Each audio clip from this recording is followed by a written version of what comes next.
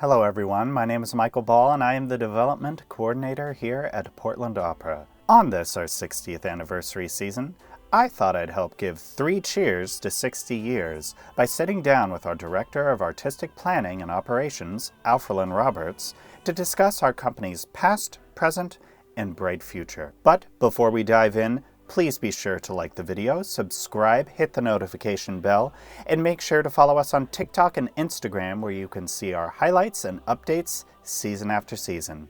Now, without further ado, let's hop in. How do we make opera that good art that changes people's perception of the art form and create the community connections that we strive to make? I really honestly believe it really boils down to what you've been asking all day, and that is being authentic. Although we want to a lot of time just in life suspend our reality for a moment and just be in another world, whether that be the Wagner world, right? That's great. But I also think that representation makes a difference, and seeing yourself on stage in characters, those kinds of experiences really do resonate with people. One of the questions that I got asked when I was interviewing actually for the position was, what would you program? And immediately I said, I have to know the community in order to be able to adequately program, because if we're not serving the people, even helping them to think through issues, if we're not doing those kinds of stories, then maybe we're not doing our job, because the stories that we tell need to spark something in our community. Yes, it is entertainment, but it also needs to resonate with who we are as people. We were a little asleep at the wheel when the orchestra and maybe in some respects the ballet were making strides because they saw that their audiences were declining.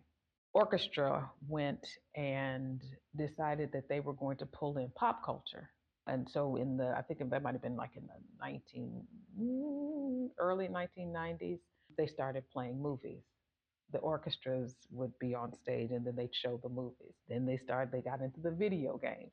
And so they brought in this pop culture, and they were able to sustain themselves because they evolved the art. They were able to make a shift that opera didn't quite make when they were facing the same things. An orchestra figured out that they needed to get to just normal, regular people out there. And opera decided that it wanted to stay with the elites. Orchestra diversified, and opera did not. Now we're trying to figure out, hey, how do we diversify our audiences now? And it goes back to what we've been talking about this whole time, and that is telling those stories that relate to everyday people. That's how we transition into this era. Yes, do we do the traditional? Absolutely.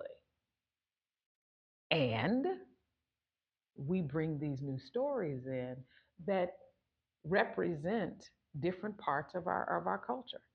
If you can see yourself on stage, then you can relate to what's being done on the stage. If nobody looks like you, then you don't think that what's happening on that stage is real. We are always educating folks about music, about what opera is, about the production of the entire phenomena.